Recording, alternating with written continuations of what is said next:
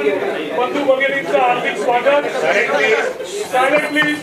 महाराष्ट्र प्रदेश काँग्रेसचे प्रभारी, all India Congress इथे आमचे ज्येष्ठ नेते आदरणीय चैनी दादाजी, महाराष्ट्र प्रदेश काँग्रेसचे अध्यक्ष आदरणीय नानाभाऊ पटोलेजी, आमचे सीएलपी लीडर आदरणीय बाळासाहेब थोरातजी, विरोधी पक्ष नेते आदरणीय विजय वडेट्टीवारजी, माजी मुख्यमंत्री आदरणीय पृथ्वीराज चव्हाण साहेब, माजी मंत्री आणि मुंबईच्या अध्यक्षा आदरणीय वर्षाताई गायकवाड, माजी महाराष्ट्र प्रदेश अध्यक्ष आदरणीय माणिकरावजी ठाकरे साहेब, आदरणीय माजी मंत्री बंटी पाटीलजी, सतेज पाटीलजी, आदरणीय यशोमती ठाकूरजी, आदरणीय आमदार अमित पटेलजी, आमचे एआयसीसी सेक्रेटरी आशिष दुवाजी आणि मोघे साहेब, तसेच ऑल इंडिया काँग्रेसचे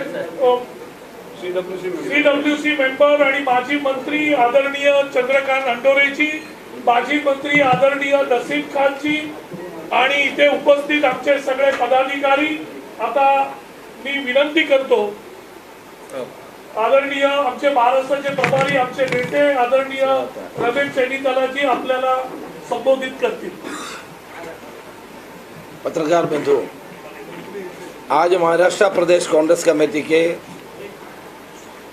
सारे नेता और लोगों से मेरा बातचीत हुआ, मीटिंग हुआ. मैं आज एक बात स्पष्ट बताना चाहता हूं, अशोक चव्हाण के अलावा कांग्रेस पार्टी से कोई एक कार्यकर्ता भी नहीं जाएगा. कांग्रेस एकजुट होकर राहुल गांधी और मल्लिकार्जुन खड़गे जी के नेतृत्व में महाराष्ट्र में काम करेंगे. जो लोग पार्टी छोड़ के जा रहे हैं वो अकेला जाएगा, उसके साथ लोग भी नहीं रहेगा, महाराष्ट्र का जनता भी नहीं रहेगा, कार्यकर्ता भी नहीं रहेगा.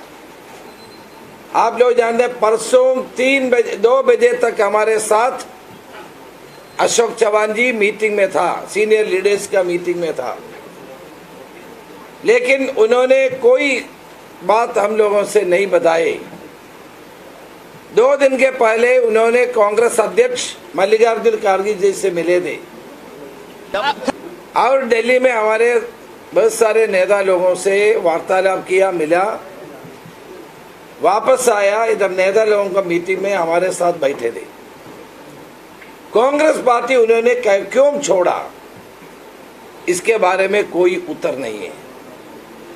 उनको बताना चाहिए क्या कांग्रेस की नीति गलत है, क्या कांग्रेस ने कोई उनके लिए कुछ नहीं किया है, क्या अन्याय क्या किया है. इसको एक राजनीतिक नेता के नाम पे उसको स्पष्ट करने की जरूरत है. क्या कांग्रेस पार्टी ने उनको क्या कुछ नहीं दिया? 2 बार चीफ मिनिस्टर बनाया, 15 साल वो मंत्री रहे कांग्रेस के दरमियान में, सीडब्ल्यूसी के मेंबर बने और प्रदेश कांग्रेस कमेटी के अध्यक्ष रह चुके हैं. क्या कांग्रेस युवक कांग्रेस, जब मैं आईवीसी के ऑल इंडिया यूथ कांग्रेस का अध्यक्ष था, माणिकराव ठाकरे जी प्रेसिडेंट था इधर, मैंने उनको स्टेट यूथ कांग्रेस का वाइस प्रेसिडेंट बनाया था. क्या पार्टी ने क्या नहीं दिया? पार्टी ने सब कुछ दिया, आगे बढ़ाया, नेता बनाया. फिर भी वो पार्टी छोड़ के जा रहे हैं. लेकिन मैं एक बात बताना चाहता हूं, ऐसे पार्टी छोड़ के जो लोग जा रहे हैं, लोग इसको एक्सेप्ट नहीं करेगा, महाराष्ट्र का जनता एक्सेप्ट नहीं करेगा. हम राजनीति में विचारधाराओं को लेके काम करने वाले लोग हैं. कांग्रेस जन को एक कांग्रेस जन भी नहीं जाएगा. दल बदल करना और आयाराम गयाराम होना राजनीति में कोई नहीं अच्छा समझते हैं. उनको बताना चाहिए क्या उनके ऊपर ईडी के दबाव है, उनके ऊपर क्या सीबीआई के दबाव है, उनके ऊपर क्या अत्याचार कांग्रेस पार्टी ने की है. 2 महीने के पहले सीडब्ल्यूसी के मेंबर बनाया, क्या कांग्रेस पार्टी ने क्या अन्याय किया है आज तक? अभी उनका प्रेस कॉन्फ्रेंस मैंने देखा, उसमें भी उन्होंने कुछ नहीं बताया। इसलिए सारे कार्यकर्ता, सारे नेता एकजुट होकर हम लोग काम करेंगे। महाराष्ट्र में कांग्रेस मजबूती के साथ आगे चलेंगे, इससे कोई फर्क नहीं पड़ेगा। और जिसके ऊपर आरोप है, जिसके ऊपर घोटाला है, उन सारे लोगों को लेने के लिए दरवाजा बीजेपी खोल करके रखे हैं। अजित पवार के ऊपर 6,000 करोड़ का 70,000 की आरोप लगाया, दल बदल किया और साफ हो गया पूरा। क्या बीजेपी वॉशिंग मशीन है? क्या वॉशिंग मशीन हो गया? इस देश में जितना भी लोगों के ऊपर आरोप उन्होंने किए हैं, सबको अपने पार्टी में ला रहे और उनका घोटाला खत्म हो जाते हैं। पिछले दिन प्रधानमंत्री ने लोकसभा और राज्यसभा में अशोक चव्हाण के ऊपर आरोप लगाया। आपने प्राइम मिनिस्टर का स्पीच देकर देखो, उनके ऊपर प्रधानमंत्री ने सदन के अंदर आरोप किया आदर्श घोटाले के ऊपर। व्हाइट पेपर में भी बोला, प्रधानमंत्री ने बताया, लेकिन वो दल बदल किया, पूरा वो अच्छा आदमी हो गया, घोटाला खत्म हो गया, उसका सब कुछ हो गया, साफ हो गया। इसलिए मैं पूछना चाहता हूं, क्या बीजेपी वॉशिंग मशीन है? नरेंद्र मोदी और अमित शाह से जो मिलते हैं उनका सारा पाप खत्म हो जाते हैं, घोटाला खत्म हो जाते हैं। देखिए, कांग्रेस पार्टी में लोग रहते हैं कि एक आदर्शों के लेकर, एक विश्वास के लेकर के, अपना नेता के ऊपर हमारा पूरा विश्वास के लेकर के हम लोग कांग्रेस में काम करते हैं। इसलिए आज हम सारे मीटिंग हुआ, सारे महाराष्ट्र के सीनियर नेताओं से हमारा बात हुआ। सारे लोग एक होके मजबूती के साथ आगे बढ़ेंगे। इनके इस्तीफा से कांग्रेस को कुछ नहीं होने वाले हैं और इनके इस्तीफा देने से कांग्रेस कमजोर नहीं होगा और मजबूत होगा, क्योंकि लोगों को पता चलेगा ऐसे लोग कैसे पार्टी छोड़ करके चलेंगे। रीजन क्या है ये तो बताना चाहिए। एक पार्टी में 48 ईयर्स जिस आदमी ने काम कर रहे हैं, पार्टी में बड़े बड़े पद पे रहे, सब कुछ हुआ, वो पार्टी क्यों छोड़ रहे हैं, उनको लोगों को बताने की जिम्मेदारी होता है ना। अभी हम लोग नांदेड़ के सारे मेयर सबके सारे हमारे कॉर्पोरेटर सब आए, उनको तो कि नहीं बताया हम क्यों गया है। इसलिए वो लोग सब इधर आने के लिए, इधर हम लोगों को मिलने के लिए इधर आए। इसलिए इससे कांग्रेस कमजोर नहीं होगा। वो लोग जानते हैं महा विकास आघाड़ी महाराष्ट्र में सबसे ज्यादा सीट लेने वाले हैं और इधर प्रदेश में जब चुनाव होगा सब हमारा सरकार बनने वाले हैं। इसलिए बीजेपी ने कांग्रेस और महा विकास आघाड़ी को कमजोर करने के लिए ये सब नाटक कर रहे हैं। ये ड्रामा से कुछ होने वाले नहीं है। महाराष्ट्र का जनता को सब मालूम है, महाराष्ट्र का जनता महा विकास आघाड़ी के साथ रहेगा और आगे चलेगा। मैं आज शरद पवार जी से मिले, परसों उद्धव ठाकरे जी से मिले। हम सारे लोग मिल करके काम करेंगे और दोनों नेता से हमने जो वार्तालाप चर्चा की है उसके मुताबिक आने वाले दिनों में हमारा सीट शेयरिंग पूरा करेगा और हमारा कार्यक्रम अपनाएगा। महा विकास आघाड़ी प्रदेश में एक आंधी के जैसे लोगों के बीच में जाने के लिए तैयार की है। आपने भी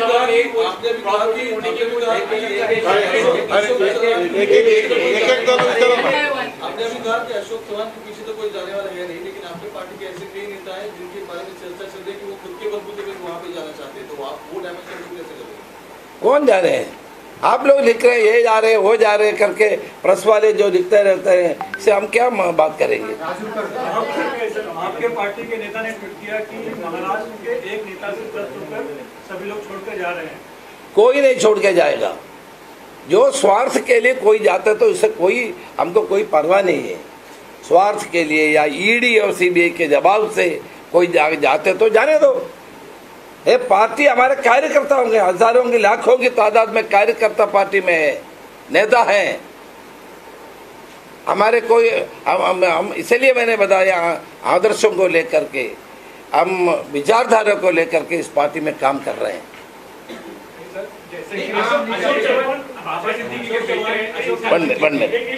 अशोक चौहान जी ने दिल्ली में बात की खड़गे जी से, ऐसा आपने कहा, उनके कुछ तो प्रॉब्लम्स रहे होंगे ना, उन्होंने कुछ तो कहा होगा खड़गे जी से कि उन्हें क्या पीसीसी चीफ बनना है या उनको इलेक्शन का पूरा हाथ में लेना है, क्या कहा, क्या उन्होंने, क्या प्रॉब्लम? अरे उसके हाथ में सब कुछ हमने दी है, बताने की क्या जरूरत है। हमने महा विकास आघाड़ी के लोगों से बात करने के लिए अशोक चौहान और पीसीसी प्रेसिडेंट और थोराट जी को हमने संबोध दिया था। We are given responsibility for 3 people to negotiate with them and take a final decision. He was PCC president earlier. He was 2 times chief minister. He was a minister for 14 to 15 years. क्या कांग्रेस ने नहीं दिया उनका? क्या when I am in charge of the state, he was never complained anything against me. Whatever suggestion he had given to me, it has been totally accepted and included in every committee. Sir, he is complaining that nowadays Congress is not showing the zeal to fight the election. Rather than going on the field, fighting for the main issue, they are having that workshop or which thing doesn't matter. He was the leader. He was the face of the Congress here. He was the we have 3 former chief ministers, Prithviraj Chauhan, Ashok Chauhan and Sushil Kumar Shinde ji. They are the leaders. They have to lead. उनको आगे लेके चलना था, वो खुद मैदान छोड़ के भाग रहे हैं। इतना डरपोक नहीं होना चाहिए, इतना डरपोक नहीं होना चाहिए। मैदान छोड़ करके चलने वाले को कोई नहीं मानता है। ये सोल्जर, पार्टी का सोल्जर है तो उनको मैदान में रह करके लड़ाई लड़ना चाहिए। विरोधी के साथ मिलकर के कांग्रेस को छुरी मारना ठीक नहीं है। कांग्रेस के जन इसको मानते नहीं है, जनता भी नहीं मानेगा ये। सर, आप बोल रहे हैं कि आपने उनको सारे पावर्स दिए थे, लेकिन आज उनकी जो प्रेस कॉन्फ्रेंस हुई उसमें से एक बात जो मेरे को ध्यान नहीं, वो कह रहे थे कि उनके जो राय थे वो कहीं ना कहीं कंसिडरेशन में नहीं लिए जा रहे थे, उनके ही कंसल्टेशन। अरे सारे चीज में उसका कंसल्टेशन ही हुआ है, उनको बता दो कौन से इसमें उसको नहीं किया। जब मैं प्रभारी बने, आपको सब जानते हैं, आप हमसे मिलते रहते हैं, ये तीनों लोगों को हमने एसीसी की तरफ से जिम्मेदारी दिया। क्या पृथ्वीराज चौहान का वो भी फॉर्मर चीफ मिनिस्टर था, शिंदे जी भी था, फिर भी हमने अशोक चौहान जी को आगे रखा था। पृथ्वीराज चौहान और नाना पटेल जी और बालासाहेब थोराट, 3 लोगों को जिम्मेदारी दिया था। इससे क्या ज्यादा क्या कर सकते हैं आप सोच लीजिए, इसके ज्यादा एक पार्टी क्या कर सकते हैं? लगातार कह रहे हैं कि कांग्रेस पार्टी एक साथ है, लेकिन देखा जा रहा है कि 2 महीने हो गए लगातार आपकी पार्टी से ही 3 बड़े चेहरे जो है वो कांग्रेस को छोड़कर गए, तो पार्टी में कुछ ना कुछ प्रॉब्लम तो है। पार्टी में प्रॉब्लम नहीं है। इस देश में ईडी और सीबीआई के द्वारा जो प्रेशर जा रहे हैं, वो जिसके पास उसके डर है वो जा रहे हैं, और कोई नहीं जाएगा। राज्यसभा इलेक्शन में But how will you ensure the 6 Rajya Sabha seat, and how will you ensure that there won't be any cross voting? Because now since Baba Siddiqui is gone, and there is a question mark is also on Zishan Siddiqui. So how will you ensure that there won't be any cross voting? In Maha Vikas Aghadi is going to win the seat. And also the Rajya Sabha, no MLA of Congress party will cross. If they will cross, they have to, for 6 years, these people will be expelled from the party and they cannot even contest the election.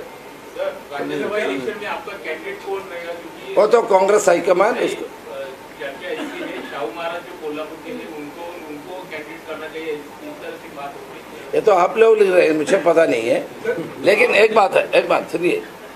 PCC president Nana Patole ji, CLP leader, opposition leader, senior लीडरों से party high command चर्चा कर रहे हैं।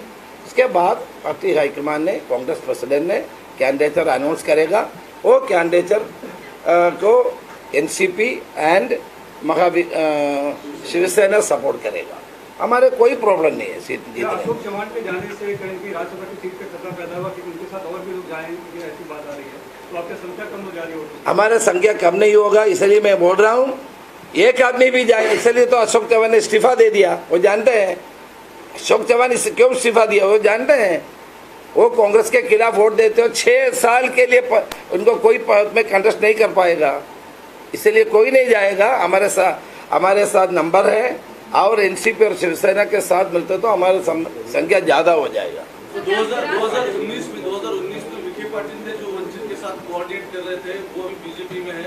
अभी तो अशोक चौहान भी थे जो भी कोऑर्डिनेट कर रहे थे, वो भी चले गए, तो अभी वंचित के साथ कोऑर्डिनेट कौन करने वाला? देखिए एक बात है, आज की राजनीति में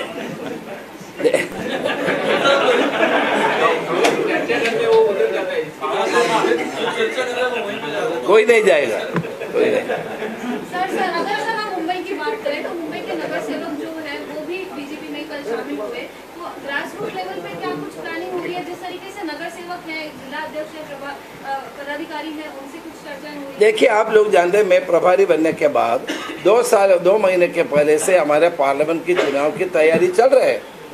जब मैं इंचार्ज बना तब से हमने उसको निरीक्षण करते हैं। हम सारे लोग 6 डिवीजन में गए, सारे ब्लॉक पर्सन तक लोगों से बात की, कार्यक्रम दी। हमने बॉम्बे में भी हमारा सभा होते जा रहे हैं, ये सब आप लोग देख रहे हैं ना, सभा होते जा रहे हैं। और हमारा शिविर की आयोजित किया है 16-17 को, और आने वाले दिनों में डिस्ट्रिक्ट लेवल पे हमारा काम है। पीसीसी ने एक पूरा प्रोग्राम दी गए, ये सब चल रहे हैं। सर आप कह रहे हैं कि कांग्रेस से कोई छोड़ के नहीं जाएगा, बट थोड़ी देर पहले जो प्रेस कॉन्फ्रेंस हुई तो बीजेपी के नेताओं का कहना है कि कांग्रेस के बहुत सारे एमएलए हमारे संपर्क में हैं और वो अगले कुछ दिनों में हमारे साथ आएंगे। बीजेपी की भी सारे एमएलए कुछ लोग हमारे संपर्क में, उनके मेंबर ऑफ पार्लियामेंट से और सारे, मैं नाम नहीं बताना चाहता हूँ, बहुत सारे एमएलए इसके every action there is an equal and opposite reaction. लेकिन सर हवा तो कुछ लोग जाते हैं तो उसके खिलाफ बहुत लोग होते हैं। लेकिन हवा तो हमारे पक्ष में है, इसलिए ये सब चल रहे हैं। सर वो हवा कब एंट्री करेगी पक्ष में? वो हवा जो है वो कब एंट्री करेगी? जो अब रिएक्शन जो आने वाली है वो कब तक आएगी? वो तो चल ही रहे ना, देखो अभी अशोक चौहान कल कह रहे थे कि महाविकास आघाड़ी में सीट शेयरिंग के बारे में निर्णय नहीं हो रहा है, और अब पेपर में ये भी उन्होंने कहा कि जीतने के लिए कांग्रेस काम नहीं कर रहा है लोकसभा। अरे यार महाविकास आघाड़ी में सीट शेयरिंग की जिम्मेदारी दिया हुआ आदमी है, अभी छोड़ के जा रहे हैं, बोल रहे कि नहीं हुआ है। ये तो धोखा है ना। एक एक करके इसके बाद मैं खत्म कर रहा हूँ, इसके बाद ही विल टॉक। कांग्रेस की गवर्नमेंट थी तब बीजेपी के नरेंद्र मोदी जी रहे, अमित शाह जी रहे, उनके खिलाफ भी केसेस चल रहे थे, उन्होंने भी सीबीआई को फेस किया।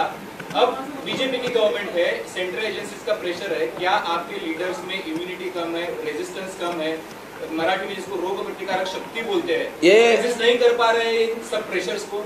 ये आप अशोक चौहान जी से पूछे, मेरे से नहीं। आपके लीडर छोड़ के जा रहे हैं, इसलिए सर हम छोड़ने वाले से पूछ लीजिए। सर पार्टी में बार-बार डिसिप्लिन का जो है वो इशू का रहता है। संजय निरुपम के कमेंट, वो एक सीट पे लोकसभा की बार-बार शिवसेना को ललकार रहे हैं कि ये सीट हमको नहीं मिली तो देख लिया जाएगा, तो इस तरह का क्या बिहेवियर आपको लगता है कांग्रेस में टॉलरेट करते हैं? देखिए संजय निरुपम जी के मीटिंग में मैं भी गया था, उन्होंने बात भी किया था, मैंने उस पर स्पष्ट से हमारा नीति बता दिया। हमारे टिकट के शेयरिंग के बारे में फाइनल डिसीजन नहीं हुआ है, बात चल रहे हैं, हमारे वंचित से भी चल रहे हैं, उनसे भी, बाकी महाविकास आघाड़ी के जितना पार्टी है उनसे भी हमारा सीट के बारे में चर्चा हो रही है।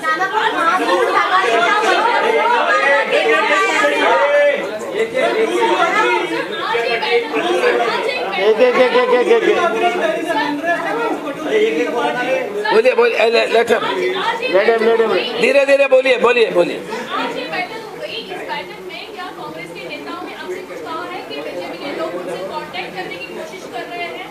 हमको यही बोला कि बीजेपी का लोग बहुत सारे हमारे नेता लोगों से कांटेक्ट पे है, बताया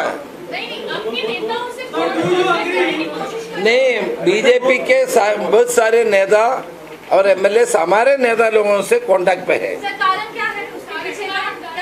मेरे हमारे मैंने बोल दिया ना, for every action there is an equal and opposite reaction.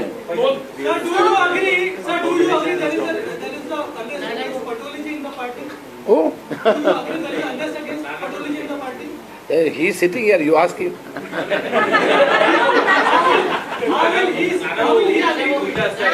Ashok Chavan यांनी ज्यावेळेस प्रवेश केला त्यावेळेस सांगितलं जातं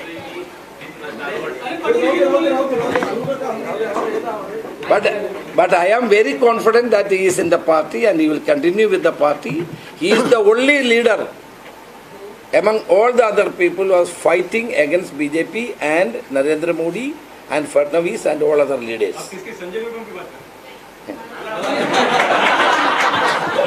Question was on him.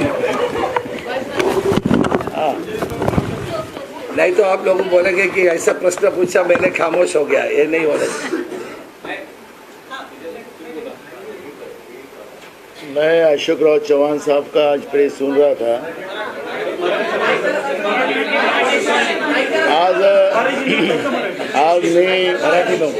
आज मी अशोकराव चव्हाण साहेबांची प्रेस ऐकत होतो आणि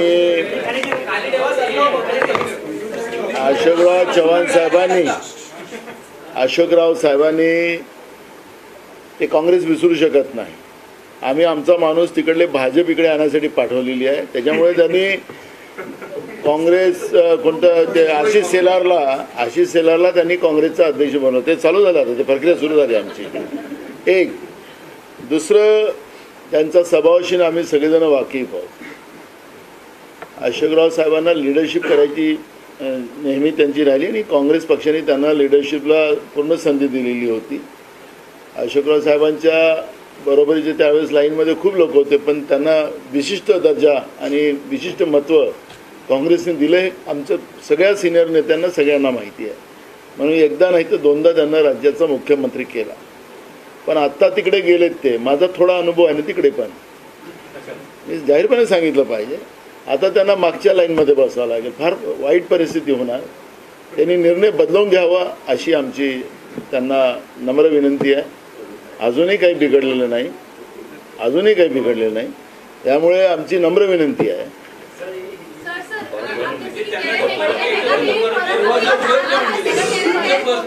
एक करके बोलिए.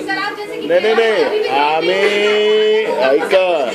अरे सुनो ना मी एकदम स्पष्ट सांगितलंय की त्यांना आमच्या पक्षामध्ये जी काही संधी होती, लिडरशिप होती, हे त्यांना अनेकदा वरिष्ठांनाही डावलून त्यांना राज्याचा मुख्यमंत्री करायचं होतं, तरी त्यांना मुख्यमंत्री केलं. हे सगळे थोरात साहेब पण लाईनमध्ये होते त्यावेळेस मुख्यमंत्र्यांच्या. हे खूप लोक होते. हे तर सगळ्यात सिनियर आमदार होते. पण तरी त्यांना एक आगळं वेगळं महत्त्व काँग्रेस पक्षाने दिलं, काँग्रेस हायकमांडने दिलं. सगळे त्यांना नेतृत्व काँग्रेस पक्षाने दिलं. त्यांना ते नेतृत्व करायची सवय आहे. आम्हाला त्यांचा स्वभाव माहिती आहे. सगळे आमच्या माणिकराव ठाकरे साहेब वगैरे हे सगळे ते आहेतच इथं. त्यांना तो स्वभाव आहे. त्या पक्षामध्ये त्यांना ती लिडरशिपची संधी मिळणार नाही. एका चांगल्या नेतृत्वाला या पद्धतीनं तिकडे जाऊन डम करायचं काम प्रभारी साहेबांनी त्याच्याबद्दल वेगळं काही भूमिका मांडली. पण मी त्यांना सांगतो की अजूनही काही बिघडलं नाही. फार त्रास आहे तिकडे, फार त्रास आहे. त्यामुळे मी त्यांना एवढंच आम्ही सांगू शकतो. अजूनही आम्ही सगळेजण स्वागत करायला तयार आहोत. वडेट्टीवार साहेब नाही आमच्याशी केली नाही, त्याच्यामुळे आम्हाला माहिती नाही.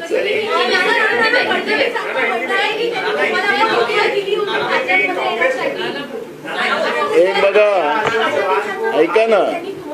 ऐका फडणवीसांचा प्रॉब्लेम कसा आहे. फडणवीसांचा प्रॉब्लेम असा झाला की सातत्यानं ते दिल्लीचे 2 आका महाराष्ट्रामध्ये सर्वे करतात आहेत आणि या सर्वेमध्ये महाविकास आघाडीचं जास्तीत जास्त जागा 37च्या वर महाविकास आघाडीच्या जागा दाखवत आहेत.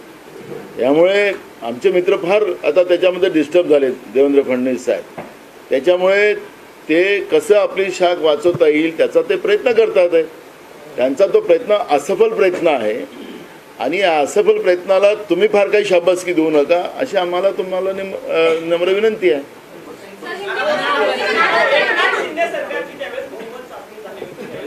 Last question.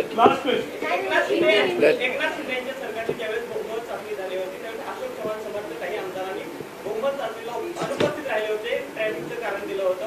ऍक्च्युअली ते आमदार मुंबईत राहणारेच होते, मात्र ते आमदार आता अशोक चव्हाणांसोबत भाजपमध्ये जाण्याची शक्यता आहे. त्यांच्याशी तुम्ही वर्तुळ संवाद साधलेला आहे का?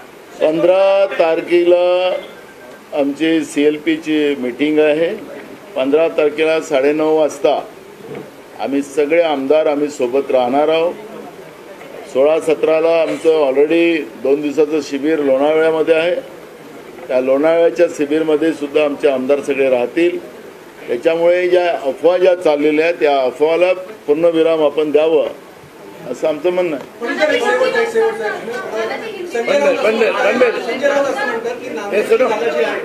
निश्चित करण्यासाठी अशोक चव्हाणांना भारतीय जनता पार्टीमध्ये घेतलेले गेलेलं आहे, त्यामुळे नांदेड कोणाचा बालेकिल्ला राहिलेला नाही. मुद्दा असा आहे की नांदेड हा काँग्रेसचा बालेकिल्ला आहे, कुठल्या व्यक्ती विशेषचा नाही. त्याच्यामुळे आता काँग्रेसचाच त्या ठिकाणी खासदार निवडून येईल हे तुम्हाला आत्तापासून आता आमच्याकडे सगळे नांदेडचे लोक इथं आलेली आहेत. त्यांनी सांगितलं आणि आम्ही घेतली की तुम्ही आम्हाला कॅन्डिडेट द्या. बरोबर, आता कॅन्डिडेट पण आमच्याकडे आहे, कॅन्डिडेटला कमी नाही आहे. आत्ताच आमचे प्रभारी साहेबांनी सांगितलं की अनेक भाजपचे आणि अनेक आमदार आणि खासदार आमच्या संपर्कात आहेत. त्याच्यामुळे आता आम्हाला ह्या सगळ्या गोष्टीवर चर्चा नाही. आमच्या समोर आपण पाहिलं दिल्लीमध्ये काय चाललं. दिल्लीच्या सीमेवर शेतकऱ्यांवर लाठीचार्ज केला जातोय. ते दिल्लीत आले नाही पाहिजेत म्हणून त्याच्यासाठी खिडे काढले जातात आहेत, त्यांच्यावर खोटे गुन्हे दाखल केले जातात आहेत. या देशाच्या अन्नदात्यावर या पद्धतीचा लाठीचार्ज करणं म्हणजे हे कोणतं सरकार म्हणायचं याला? हे म्हणतात ना आम्हाला समृद्ध भारत करायचं आहे. या देशाच्या मूळ अन्नदात्यावर लाठीचार्ज करणं म्हणजे समृद्ध भारत होतं काय? हा प्रश्न काय सातत्याने आला पाहिजे नाही का? आणि या पद्धतीचं विकासासाठी केले. कायचा विकास आहे? प्रभारी साहेबांनी सांगितलं विकास कोणता आहे त्यांचा, पण मूळ प्रश्न आहे की आज शेतकऱ्यांवर जो लाठीचार्ज दिल्लीच्या सीमेवर होत आहे, त्यांना धमकवलं जात आहे प्रशासना माध्यमातून की आम्ही तुम्हाला पाहून घेऊ. प्रशासन बोलतोय आणि या देशाच्या अन्नदात्यावर लाठीचार्ज केला जातो, त्यांचं रक्त वाहवलं जात आहे. मग हिंमत असेल तर प्रधानमंत्र्यांनी जावं ना शेतकऱ्यांच्या समोर, त्यांच्या प्रश्नाचं उत्तर द्यावं ना. एवढंच प्रधानमंत्र्यांचं नेतृत्वावर आम्ही विश्वास ठेवून जातोय. अहो हे शेतकऱ्याचेच पोरं आहेत. आज त्या शेतकऱ्यावर अन्याय होत असेल, लाठीचार्ज होत असेल, त्यांना दिल्लीत आले नाही म्हणजे खिळे काढले जात असतील तर हे कुठली लोकशाही आहे? ही तानाशाही आहे. आणि म्हणून या तानाशाहीच्या विरोधातली आमची लढाई आहे. म्हणून आम्ही त्यांचे कोण येणार आहे काय आहे त्याच्यावर आम्हाला चर्चा करायची नाही आहे. जनतेचे प्रश्न आमच्यासाठी महत्वाचे आहेत. तरुणांचे प्रश्न, बेरोजगारांचे प्रश्न महत्वाचे आहे, महागाई महत्वाची आहे. ती लढाई आमची आहे. Okay, thank you. इतके मोठे नेते गेलेले आहेत ते तुम्ही लोकांमध्ये अपेक्षा करले जात का? असं बनबेल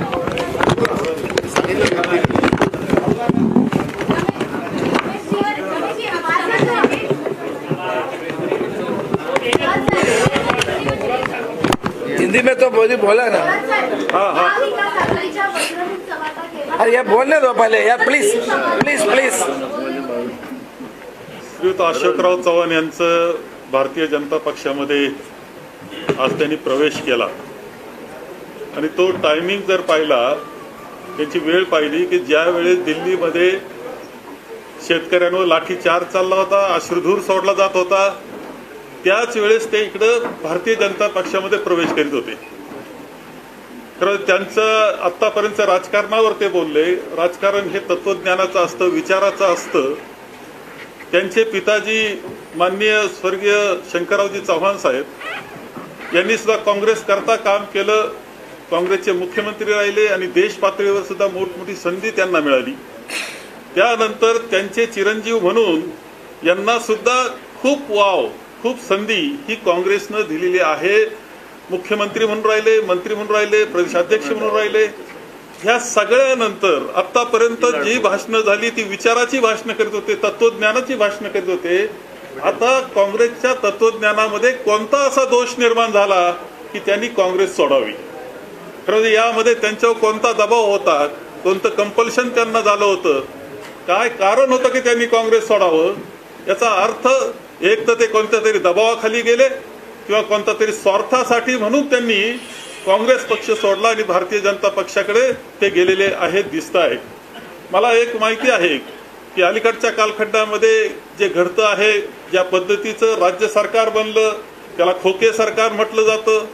एक दिवस पंतप्रधान आरोप करतात, दुसऱ्या दिवशी राष्ट्रवादीचे काही तिकडे जातात, अजित पवार तिकडे जातात आणि मग ते मात्र धुतल्या तांदळासारखे होतात. वॉशिंग मशीन म्हणून भारतीय जनता पक्ष काम करतोय की काय, ही परिस्थिती आहे.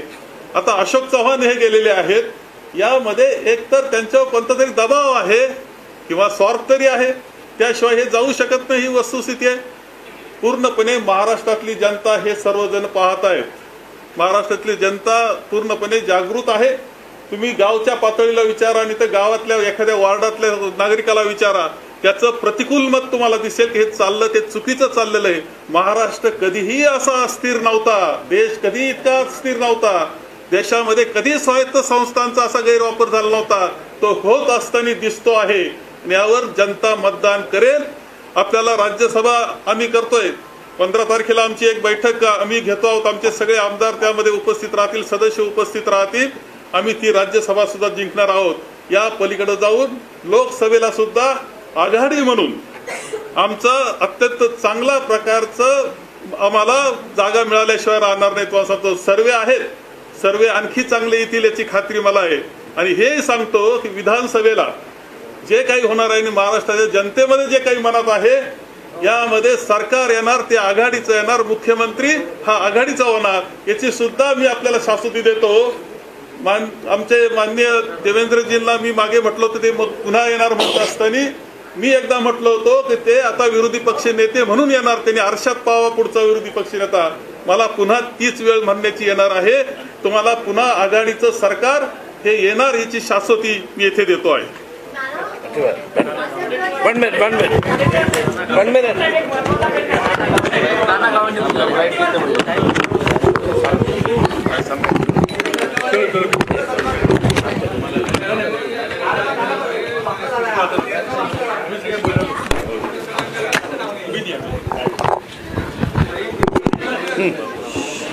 नाही, आता जी आपली सगळी चर्चा खरं तर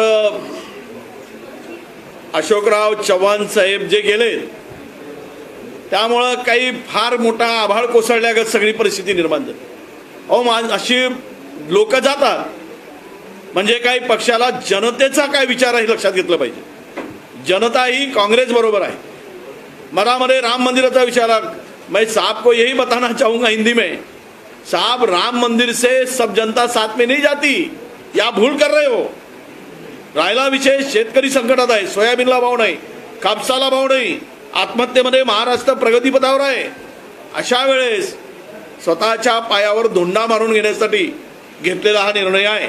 आणि यातून तुम्हाला परत सांगतो, जेवढे हे माणसं फोडायचे, नेते फोडायचं काम करतील, उद्या रस्त्यावर उतरून जनता यांची डोकेही फोडेल. इथपर्यंत लोकांमध्ये अनरेस्ट आहे आणि चीड आहे, राग आहे, आणि तो मतदान पेटीमधून उद्या दिसणार आहे. तुम्हाला सगळे ते तिकडे झालेत की चायना माल होणार आहे. म्हणजे दिसताना सुंदर, तिकडे गेले की चायना माल, कधी बिघडल आणि ते सेल ते कचऱ्यात फेकायची पाळी येईल. 2-4 दिवस वापरून तो चायना माल होणार आहे, एवढं तुम्हाला सांगतो. धन्यवाद.